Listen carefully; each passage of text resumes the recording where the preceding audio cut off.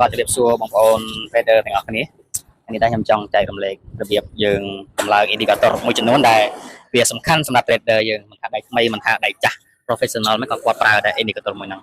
អញ្ចឹងជាដំបូងសម្រាប់តែបងប្អូនគាត់ប្រើជាមួយនឹងលើ MT5 MT5 បងប្អូនចូលដំបូងគឺវាអត់មានអីទេទេសានអញ្ចឹងយើងត្រូវការ indicator ជំនួយមួយចំនួនអញ្ចឹងបងប្អូនចុចលើអេក្រង់ទៅហើយវានឹង load អូខេ load ទៅហើយបងប្អូនយកមួយនេះបន្ទាប់មកបងប្អូនចុច add វាមកហើយយើងជ្រើសរើសយក Moving Average ណា Moving Average នេះមួយនេះអូខេតម្លៃយើងដាក់ខាងលើនេះបងប្អូនយក50បន្ទាប់មកអាទី3នេះយើងយក Exponential ហើយអាកុំនេះ plus បងប្អូនដាក់តាមខ្ញុំមកហើយតែនេះយើងជ្រើសរើសក្រាស់ឬក៏សរសៃធំសរសៃទូចចឹងណាចឹងយក8មកងាយស្រួលមើលហើយពណ៌បងប្អូនដាក់ពណ៌អីក៏បានដែរតាមចិត្តហ្នឹងហើយដាក់ពណ៌ខៀវក៏បានពណ៌អីក៏បានអូខេតោះយើងចេះ Excel ចឹងបានមួយចឹងយើងថែមមួយទៀតយើងថែមមួយនេះគឺដែរមកតែយើងយកលេខ200ហើយតែនេះយើងដូរពណ៌កុំឲ្យច្រឡំគ្នាចឹងហើយបងប្អូនដាក់យកពណ៌ក្រហមនេះចឹងទៅហើយ Excel អូខេពីអីបន្ទាប់មកយើងមួយទៀតសំខាន់គឺវាមានតែ3ហ្នឹងទេមួយទៀតបងប្អូនយក scroll ទៅក្រោមយក RSI បងប្អូនយក RSI ពីចឹងគេហៅ indicator RSI ចឹងណាអូខេនេះបងប្អូននេះទីយកនេះអូខេបន្តមក RSI នេះបងប្អូនកន្លែងនេះយើងដាក់14ហើយយើង set level កន្លែងនេះបងប្អូនអានេះខ្ញុំលុបចោលសិនដោយសារបងលុបចោលសិនអញ្ចឹងវាអត់ទាន់មានអីបងប្អូន add មក1 2 3 4 5 5 6 7ហ្នឹងយក7ហើយទី1យើងយកយើងដាក់លេខ10មកអានេះយើងដាក់លេខ10អានេះ30តែដាក់20ក៏បានដែរ20ហើយនេះ30អានេះយើងដាក់50កដាលតមក70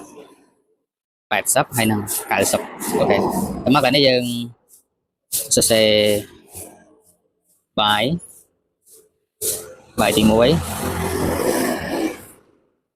អត់យើងដាក់បាយទី3បាយទី2ហើយនឹងបាយទី1ហើយនេះយើងដាក់ TP មកហើយនេះយើងយក cell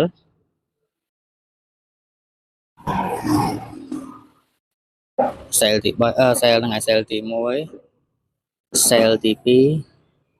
cell ទី3តែមកយើងបែកទៅក្រោយវិញតែបងប្អូនចេះ Excel យើងមើលទៅក្រោយអញ្ចឹងអត្ថប្រយោជន៍នៃខ្សែ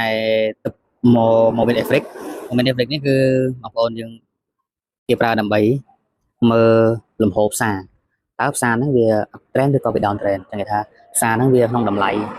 វាគង់តែចុះថ្លៃឬក៏គង់ឡើងថ្លៃចឹងណាបងប្អូនអញ្ចឹងបើយើងមើលពីលំហូរយើងមើលលំហូរ4ម៉ោងនៅពេលណាដែលខ្សែវានៅលើខ្សែ Moving Average 200អាខ្សែបូកគេនឹងខ្សែ200អញ្ចឹងមានន័យថាផ្សារវានៅ uptrend ណាវានៅ uptrend អញ្ចឹងផ្សារវាតម្លៃផ្សារវានៅឡើងហើយយើងមើល RSI ខាងក្រោមនេះគឺនៅពេលដែលវានៅក្នុងតំបន់30 70អញ្ចឹងមានន័យថាផ្សារវានៅក្នុងតម្លៃពាក់កណ្ដាលវាមិនថ្លៃពេកហើយក៏វាមិនថោកពេកដែរអូខេអញ្ចឹងត្រួសដើម្បីងាយយល់ហើយនៅពេលណាដែលខ្សែ RSI នេះវាមកប៉ះនៅតំបន់ខាងក្រោមនេះបើមកឃើញនេះវាប៉ះទី1ប៉ះទី2ប៉ះទី3អញ្ចឹងវាចូលមកចុងក្រោយវាប៉ះចុងក្រោយវាមកចិត្តហើយវាឡើងទៅវិញអញ្ចឹងវាយើងអាចប្រើមើលកន្លងដើម្បីមើល0បាយយើងដែរអញ្ចឹងបាយទី1បើសិនវាប៉ះតំបន់30នេះតម្លៃ30ហើយវាឡើងទៅវិញដល់តម្លៃ50គឺវា TP ហើយបើសិនវាឡើងដល់ប៉ះដល់70ឬក៏80ហ្នឹងគឺជាតំបន់ sell របស់យើងអញ្ចឹងងាយសម្រាប់បងប្អូនដែរថ្មីគឺយើងមើលតំណឹងអញ្ចឹងបើសិនដើម្បីឲ្យងាយស្រួលថាតើយើងគួរលក់នៅកន្លែងណាទីកន្លែងណាគឺយើងអាចមើលកន្លែងខ្សែ RSI បានហើយចំពោះ Moving Average ហ្នឹងក៏យើងអាចមើលកន្លែងបានដែរបើសិនជា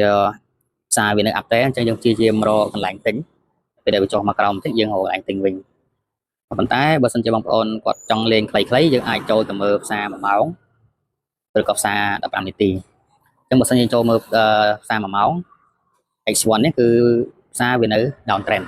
អញ្ចឹងតម្លៃវាចុះហ្នឹងហើយតម្លៃវាចុះដោយសារវានៅ ក្រោមខ្សែ200ហើយនឹងក្រោមខ្សែ50ពណ៌ក្រហមហ្នឹងខ្សែ50ហើយពណ៌ខៀវហ្នឹងខ្សែ200អញ្ចឹងនៅកាលណាដែលវាតម្លៃវានៅអាខ្សែ200នេះវានៅខាងលើអញ្ចឹងមានន័យថាផ្សារហ្នឹងវាកំពុងតែចុះអញ្ចឹងបងប្អូនរកកន្លែងលក់ហ្នឹងហើយចំខ្លីៗហ្នឹងណាលក់នៅពេលដែលវាប៉ះដល់វាឡើងទៅប៉ះខ្សែ50ឬក៏វាឡើងទៅដល់ប៉ះខ្សែ200ក៏មានទៀន confirm យើងលក់មកអញ្ចឹងហើយយើងចូលទៅមើលទៀន15នាទីទៀតអញ្ចឹងទៀន15នាទីបងប្អូនឃើញហើយជួនកាលវាប៉ះណាវាប៉ះខ្សែ200យកហួសបន្តិចវាធ្លាក់មកវិញជួនកាលវាប៉ះខ្សែ50វាធ្លាក់មកវិញវាប៉ះវាឡើងបន្តិចធ្លាក់មកវិញអញ្ចឹងងាយសម្រាប់បងប្អូនណៃថ្មីគឺយើងមើលកន្លែងហ្នឹងយើងមើលកន្លែងទី1ជំនួយកន្លែងខ្សែ moment effect ដើម្បីមើលលំហផ្សារវាចុះឬក៏ផ្សារវាឡើងហើយទី2យើងមើលកន្លែងដែលយើងត្រូវលក់ហ្នឹងហើយអញ្ចឹងនៅពេលផ្សារវាឡើងប៉ះដល់តម្លៃ70ឬក៏80យើងលក់មកហើយទៅចុះមកដល់50ក្នុងពេលកណ្ដាលអញ្ចឹងណាតែយើងអាច TP វានឹងបានហើយនៅពេលដែលវាចុះមកដល់តម្លៃនេះ20 30ឬក៏10នេះគឺយើងអាចទិញបានបាទបងប្អូនងាយប៉ុណ្ណឹងចែករំលែកឲ្យស្មារតីបងប្អូនដែលគាត់ចង់ពិបាកមើលទីផ្សារឬក៏ចង់រៀនបន្ថែមបងប្អូនអាចចូលក្នុងក្រុម Telegram របស់ខ្ញុំបានក្នុង Telegram របស់ខ្ញុំនឹងមាន free signal ជូនចំពោះដែលបងប្អូនគាត់បើ account ជាមួយនឹងខ្ញុំហើយនឹងមានមេរៀន upload ជាបន្តបន្ទាប់នៅក្នុង channel និង account របស់ខ្ញុំបាទសូមអរគុណ